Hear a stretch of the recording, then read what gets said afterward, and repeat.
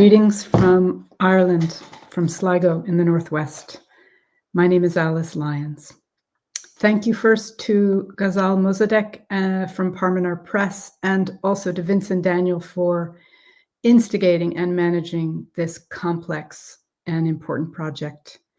In solidarity with the people of Palestine, of Gaza, for freedom of expression, for free journalism, for freedom from genocide and from illegal occupation, and deals that are not ceasefires or peace.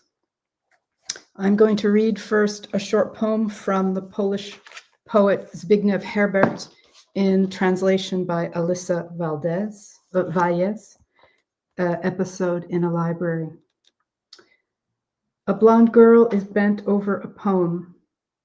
With a pencil sharp as a lance, she transfers words onto a white sheet of paper and translates them into lines, accents, caesuras.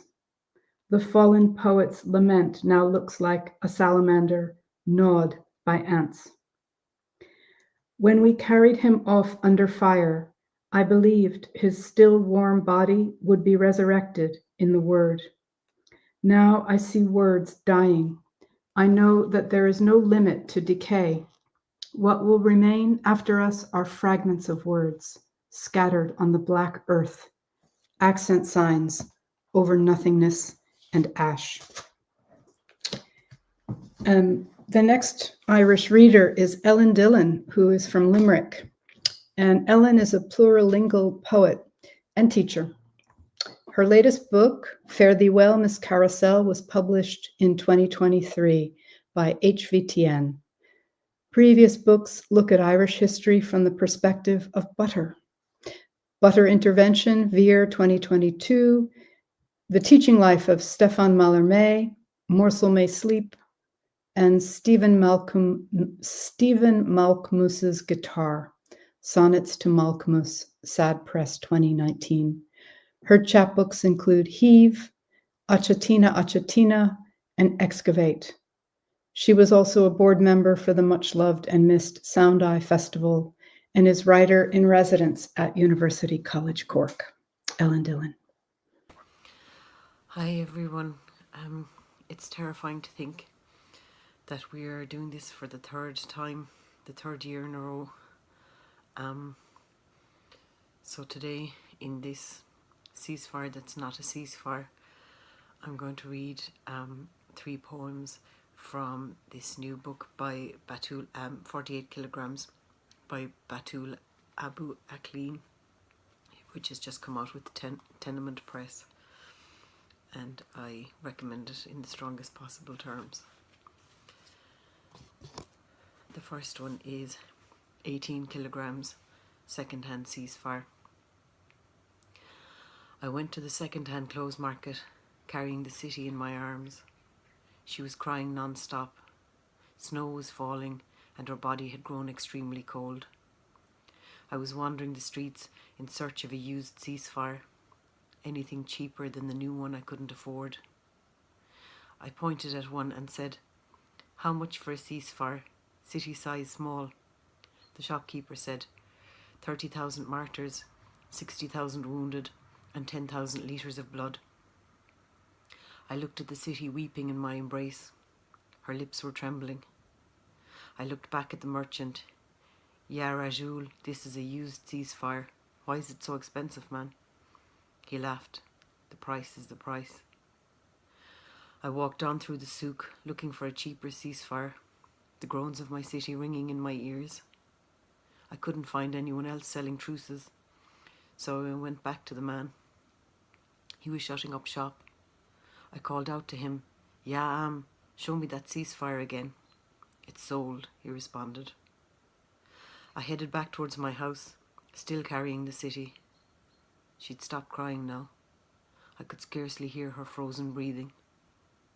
Her face had turned a pale blue.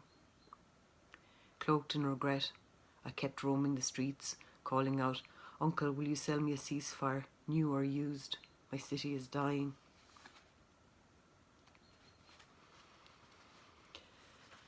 17 Kilograms. Everything reminds me of you. Your striped shirt is worn by a stranger. Your blue trousers hang on a clothesline that's not in our house. Your grey socks are matched with black trousers. The steps of your brown shoes come with feet I've never seen. The ring I gifted you on your 40th birthday I glimpsed on a street vendor's finger. And your blue pen in the pocket of an UNRWA employee. Your 165 centimetres I saw in 165 humans, and you were not among them. Your smile and closed eyes appeared on a face that's not yours. Inta Omri is flowing from the radio's mouth, not from your mouth. Your coffee is spilled on a table we haven't sat at yet. Every day I wait for you by the pine trees in hope of seeing you. Today, your shirt, your trousers, your ring, your smile, all of them on a man calling out daughter. I ran like the Burak to embrace him, but it wasn't you. It wasn't you, Dad.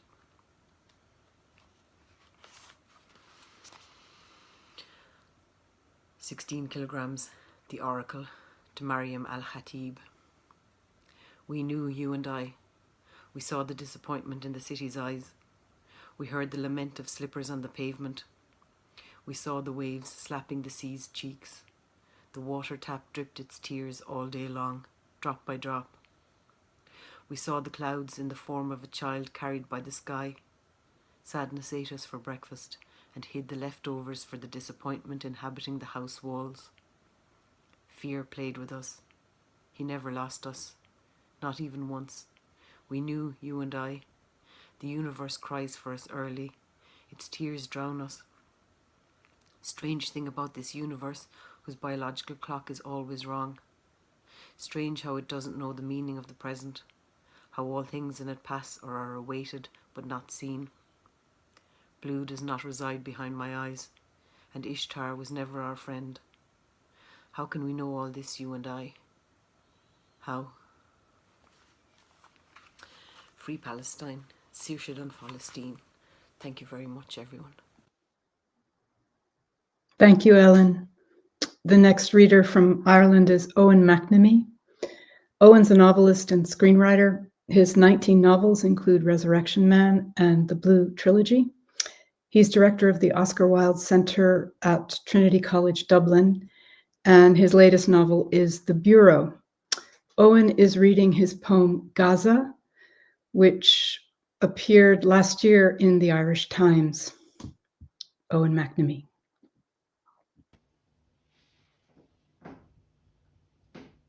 Gaza. Our townland is named for Unan, for his holy well, and for his saintliness, which led him to write the Lex Innocentium in the 7th century, his law of innocence, the first law of its kind. On the battlefield he had seen a mother's body, her child attached to her breast in death, white milk on one cheek, blood on the other. This witness led him to set forfeits for the killing of women and children in war. This witness led him to set law about them, that those who kill the innocent be taken up and justice asked of them.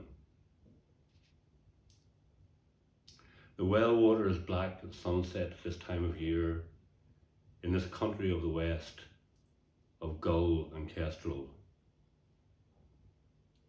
in this cold country of eel and swan.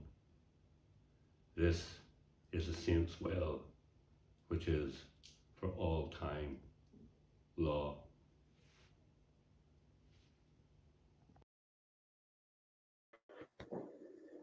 Thank you, Eoin McNamee. Our next reader is Jo Slade. Jo is a poet and multimedia artist. She's author of 7 collections of poetry and 2 chapbooks. She's recipient of the Michael Hartnett Poetry Prize 2014, nominated for national and international poetry awards and bursaries.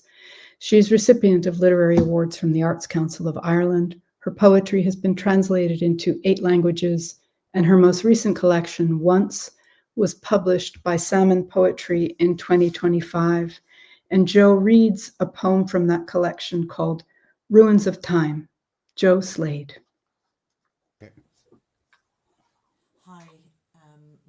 is Joe Slade. I'm an Irish poet. Ruins of Time. The weeping child could not be heard. William Blake. We keep losing our smallest humans. We tied them like knots in a rope to a boat of illusion. They're disappearing. They will weep like the child who can't be heard till their tears burn the ice of confusion. The world has turned arid and cold. We warn them, be silent. Footprints pattern the sand.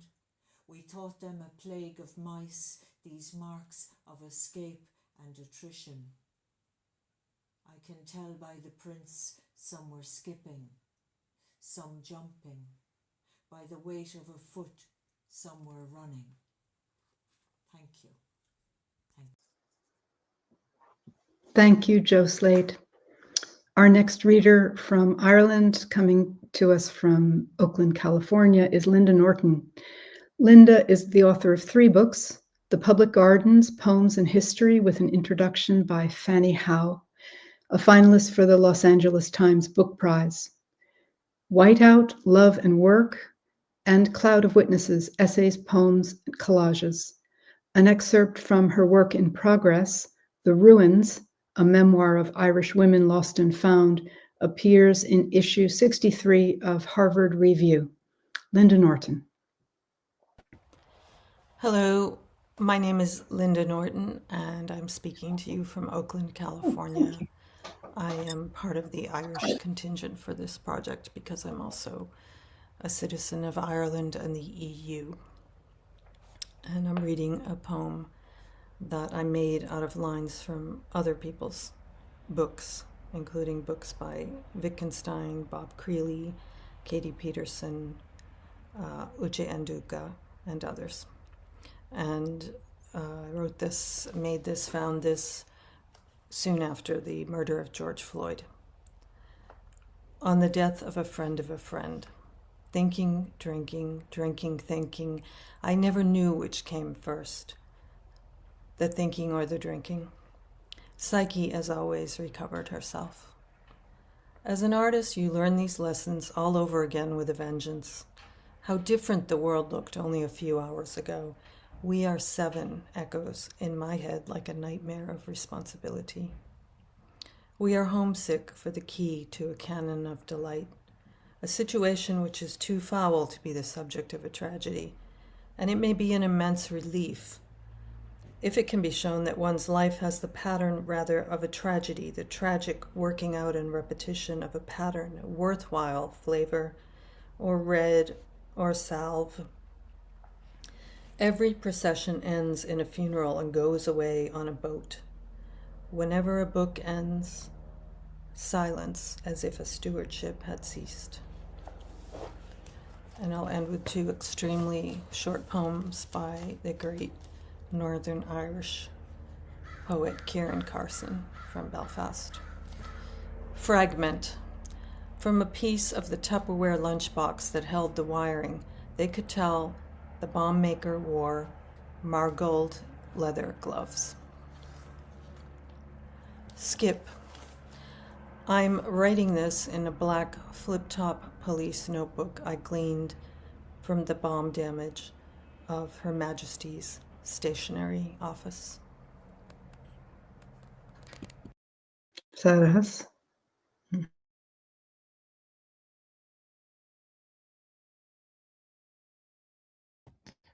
It looks like we might have just lost you. Or can you hear me still? Okay, well, I don't have the eloquent introduction for this next reader, but I'm going to bring their video on. This is Sean Farrell. This is from My Life by Ivan Sankar. It's translated by Elsa Jerub and Alistair McKinnon. We too had our plot of land. There in the lonely deserted hills, among the bare, cold clefts and gullies lie isolated hollows. At the bottom of these hollows is a patch of cultivated earth, usually fenced with stones and thorn bushes. Here and there grows a walnut tree or a dark-leaved pear tree. Everywhere else, twisted bushes, poor short grass and thistles. The plots are strewn with tiny white stones, which have rolled from God knows where. Perhaps during some storm, they dropped from the sky itself. That patch of cultivated land grows a few potatoes, beans and peas. A woman could take the whole crop home in a barrow or even in a basket, and it would not take her as much as a week. For these patches of land are the fields of the poorest and most miserable peasants, who cannot even rent a strip of ground on the moss. And this is the reason, I think, because it is their only heritage on earth, that they love their patch of ground with a deeper and more heartfelt love than a king feels for his kingdom. Love of the native soil twines powerful roots around the heart. A man driven out into the world, uprooted from the soil, longs first of all for his hut, for the fields, the meadows, even for the poor patch of ground amid the hills, and only then for mother, sisters and brothers. In every one of us flows peasant blood, and in this blood a love for the earth, a longing for the earth. Life has taught me much, but all I've learned, all my wisdom, I would give for a narrow strip of ground under the hill, for a humble garden beside a cottage. A man who's been in America and comes back after long years to the homeland from which he was forced by the need for bread or by the hard hand of taxes, first finds a new homestead, preferably near the old family home, now sold or in ruins. Bitter it is to part from a wife. More bitter to part from a mother. But the parting from the homeland tears the heart from the breast, wrings tears from the eye of the man who has never wept. Thank you, Sean Farrell. Our last reader from Ireland is Vona Groark. Infinity Pool, Vona Groark's latest 9th poetry collection from the Gallery Press, is shortlisted for the 2025 T.S. Eliot Poetry Prize. She is currently Ireland Professor of Poetry for 2025 to 2028, and Vona is reading a poem of hers called Imagine the Atlantic as a Journalist. Vona Groark. I'd like to read this poem in honour of the following people: Shireen Abu Akleh, Anas al-Sharif, Fatma Hassouna, Mariam Abu Daga, Ahmed Al-Lou, Muhammad Al-Daya, and these are just a few of the 248 journalists that the International Federation of Journalists reports as having been killed by the Israeli Defense Forces in Gaza. Imagine the Atlantic as a journalist who knows one woman's story told exactly the right way could change everything, just as one leafful of water added or removed makes for a different sea. But what to do then with the leaf? Flatten it, smooth out its small scoop, and set it to float on water, maybe so clear and shallow it drags a shadow leaf across the floor.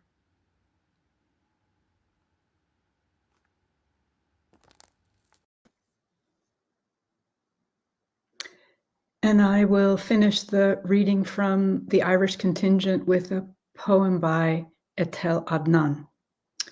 It's from the Spring Flowers on This Unfinished Business of My Childhood. This unfinished business of my childhood, this emerald lake from my journey's other side haunts hierarchies of heavens. A palm forest fell overnight to make room for an unwanted garden, ever since fevers and swellings turned me into a river. The streets were steep, winds were running ahead of ships. There was indeed the death of birds. The moon had passed away. The morning after his death, pursuing him beyond his bitter end, his mother came to his grave. She removed his bones out of their and ditched them into the mud. Women came at night and claimed Rimbaud their own. That night there was much thunder. It was awesome. Laurels and lilacs bloom around my head because I stood up to the sun. You see, the Colorado River runs between flowered banks. I repeat my journeys to seek the happiness that overcame your absence. I was happy not to love you anymore until the sunset reached the east and broke my raft apart. There were other rivers underground, covered with dead flowers. It was cold. Yes, it was cold. Under a combination of pain and machine gun fire, flowers disappeared. They are in the same state of non-being as Emily Dickinson. We, the dead, have conversation in our gardens about our lack of existence. The gardeners planting blue and white flowers, some angel moved in with me to flee the cold temperature on earth, are rising, but we wear upon us some immovable frost. Everyone carries his dying as a growing shadow. I left the morning paper by the coffee cup. The heat was 85 like the year, and I went to the window to find that flowers had bloomed overnight to replace the bodies felled in the war. The enemy had come with fire and roosts to stamp the names of the dead in the gardens of Yomor. It is not spring, it's too beautiful that will not write what happens in the dark. A butterfly came to die between two stones at the foot of the mountain. The mountain shed shadows over it to cover the secret of death. Thank you.